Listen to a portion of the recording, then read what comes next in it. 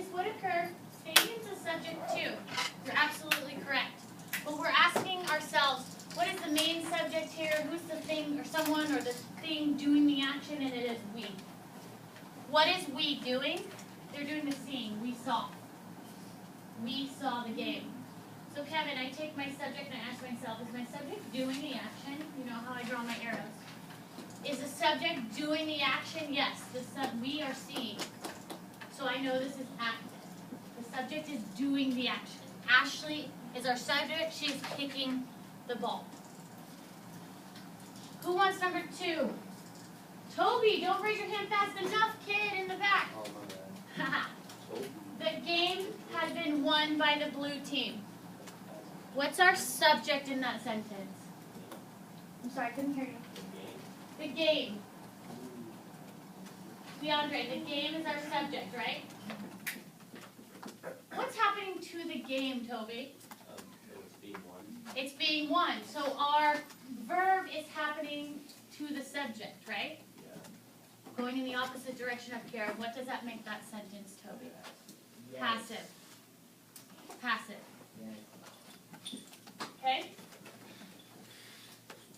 We talked about something in passive that usually happens. What is it? What is usually at the end? Kevin, I'm up here.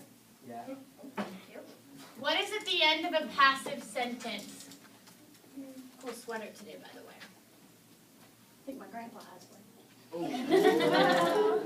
We can't say. Must have Jason. Yeah, he does. All right, what's at the end of our passive sentence, Chris? Usually. The doer. And listening. Our doer is at the end of our passive sentences. Normally it's a name, or it could be the team, the blue team. Right, who wants number 3? TJ.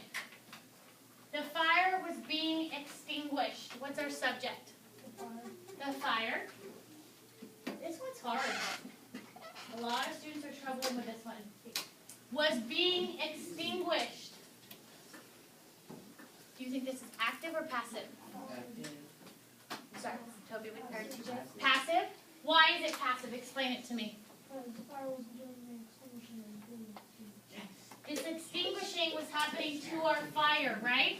The fire doesn't have big old arms and it's putting itself out. The extinguishing is happening to the fire. Okay?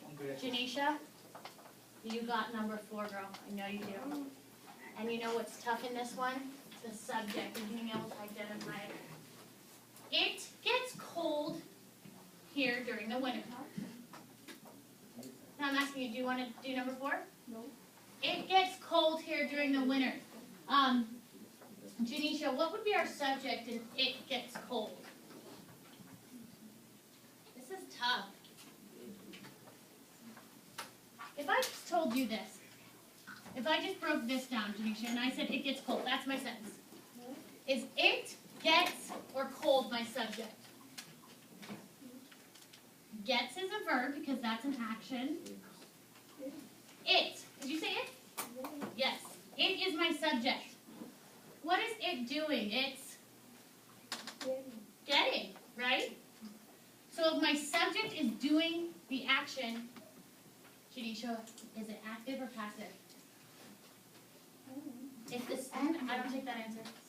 If the subject is doing the action, Ashley, woo! Active! Okay. Yes.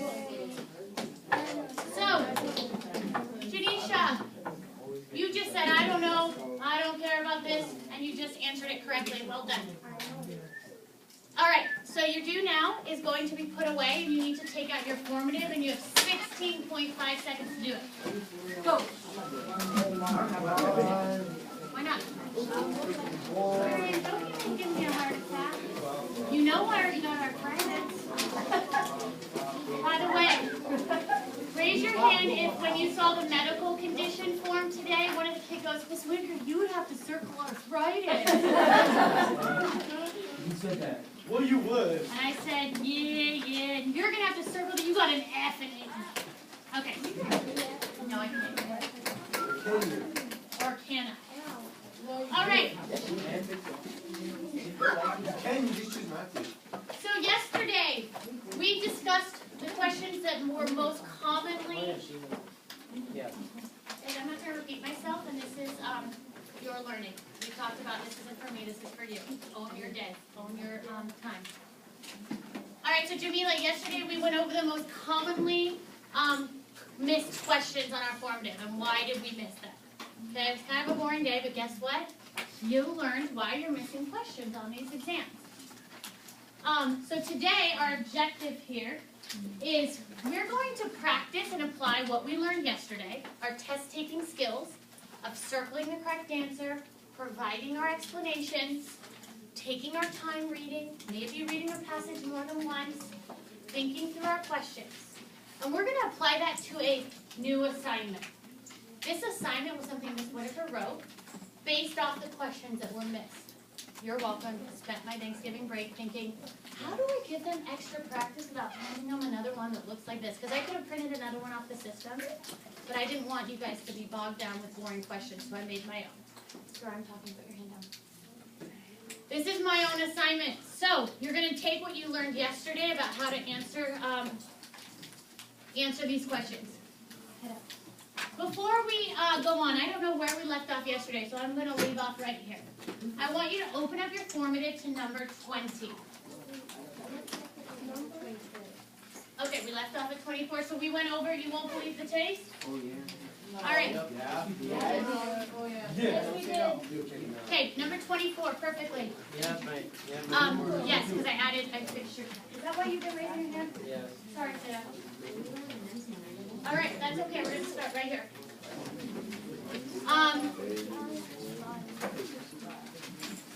Aaron, can you please read the question up there for number 24? Which part of the speech is spinning as it in sentence? And what is the sentence, Aaron? I'll watch the spinning top so it comes to red. Here's my top. Yeah, no, it's just really a bottle. Okay, watch. This is this top, and it is spinning. It is describing the top. That was pathetic. It is describing the top. Just like this is purple, purple would be describing my pen.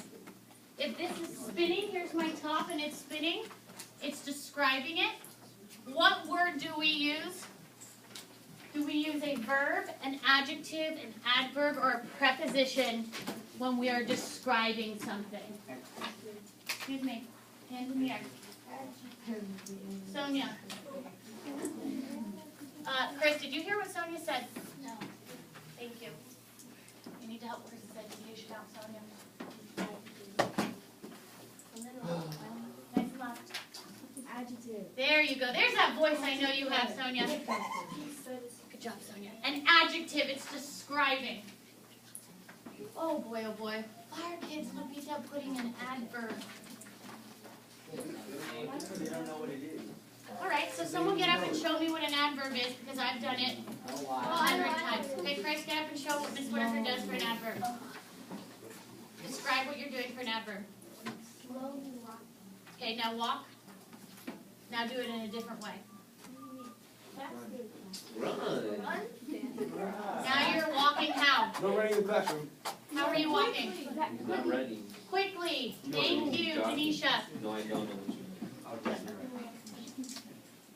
Chris was walking, and then he was walking slowly. Slowly was describing his action. This isn't describing the action. Spinning isn't describing our action, it's describing our top. That's why it's an adjective and not an adverb. A lot of you put adverb on your test. Spinning isn't describing how it's being done. It's not spinning quickly. Quickly would be the adverb. It's just simply describing the top. All right? And since we did that for our warm-up, we'll move on. So our project today, where our objective is to use what we learned and apply it to our assignment today. We are going to be doing some partner work. During our partner work, I have set some expectations that we have set each and every time we work in partners here. Sonia, can you can you read the list, all three of them, please, of what my expectations are and your expectations of the classroom. This is not just me. This is our classroom. What are our expectations? And I said that I meant Val. Go ahead, Val. Read our expectations, please.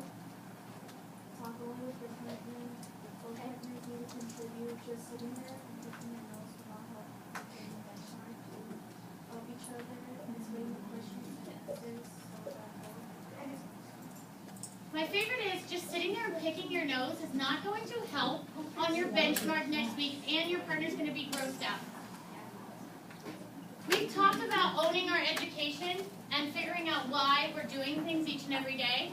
If you are just sitting in here today and you're going, partner, just hurry up and get this done, that is not going to help you in 2 weeks. All right? So you need to take the time. If your partner, Bria, is like, I don't really get this question, explain it. Say, I think this is the reason why. Now, let's say I'm Sonia's partner. I need all eyes over here. Give me a moment to feel good and go back to 8th grade. I'm Sonia's partner. Oh, she's lucky. And I'm sitting like this, and I'm talking to Taylor. What rule am I breaking? Taylor, dude, did you hear about the boy that came today? I can't wait. That's about what am I breaking? The first one. And which was that? Great. Okay. So those are our expectations. Now, when I hand you the assignment, it's going to look like this. You're going to get one per partner. Okay, so you're only going to get one. You are going to start at the first story. There's only the first story. And you are going to split it in half. Partner A is going to read the first half, and partner B is going to read the second half. Aaron, explain to the class what I just said about splitting this up. Partner A is gonna read the first half and the first half. So let's say I read this part. What part are you going to read? This part down here. If I see one person doing all the reading, you will not receive credit for work today in your participation grade. Also, when you're done, you both are answering these questions. It's not like, Dondra, you do number 1, Brian, you do number 2, you do number 3. No.